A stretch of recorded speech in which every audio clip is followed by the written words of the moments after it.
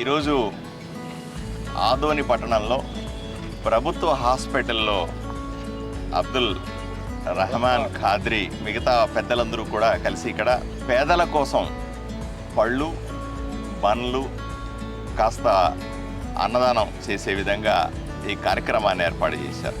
ఒకవైపున తొలి ఏకాదశి స్టార్ట్ అయింది, ఇంకోవైపున మొహరం పండుగలు కూడా జరుగుతూ ఉన్నాయి. ఇవన్నీ కూడా పర్వదినాలు మొదలైనాయి. ఇప్పుడు ఈ రోజు నుంచి పండుగలు మొదలవుతాయి. ఈ సందర్భంగా పేదలకు ఏదో చేయాలనే కార్యక్రమంతో ఈ హాస్పిటల్లో పెట్టారు. చాలా మంచి కార్యక్రమం ఇది. ఏదైనా సరే ఒక మంచి దినాన్ని దృష్టిలో పెట్టి, మన ఇళ్లలో కూడా మంచి దినాలు ఉంటాయి.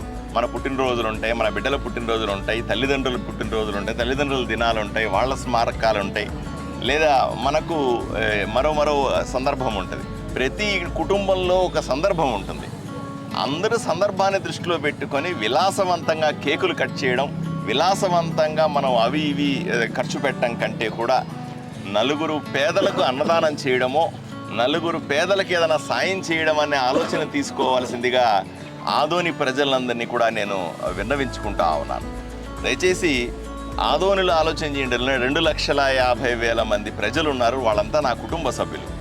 ఆ కుటుంబ సభ్యులకందరికీ నేను రిక్వెస్ట్ చేస్తా ఉన్నా, అయ్యా మీ ఇళ్లలో ఉన్నటువంటి పుట్టినరోజులైనా ఇంకోటైనా లేదా తల్లిదండ్రులకు సంబంధించినటువంటి జ్ఞాపకాలైనా సరే, ఏ పెద్దలు చిన్న వాళ్ళకి సంబంధించినటువంటి మీ వెడ్డింగ్ యానివర్సరీ వచ్చినా సరే, ఏదైనా సరే ఇక్కడ గవర్నమెంట్ హాస్పిటల్లో కానీ అక్కడ తల్లి పిల్లల హాస్పిటల్ ఉన్నాయి. ఈ 2 హాస్పిటల్లో కూడా పేదల కోసం కాస్త భోజనం పెట్టండి. మీకు తోచింది పెట్టండి. 100 మందికి మీ శక్తి 50 మందికి ఉంటే 50 మందికి పెట్టండి, 100 మందికి ఉంటే 100 మందికి పెట్టండి.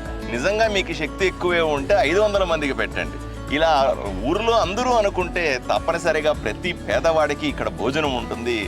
ఏదో రకంగా మనకు కూడా సాటిస్ఫాక్షన్. పేదవాడి కళ్ళల్లో ఆనందం చూడడానికి మించి మన పుట్టినరోజులు, మన దినాలు, మన పండగలకు ఇంకా ఏం అర్థం పరమార్థం ఉంటుందో ఒకసారి ఆలోచన చేసుకోవాల్సిన అవసరం ఉందని మిమ్మల్ని రిక్వెస్ట్ చేస్తూ, ఇటువంటి కార్యక్రమానికి వచ్చిన పెద్దలందరికీ కూడా పేరు పేరున ధన్యవాదాలు తెలుపుకుంటా ఉన్నాను.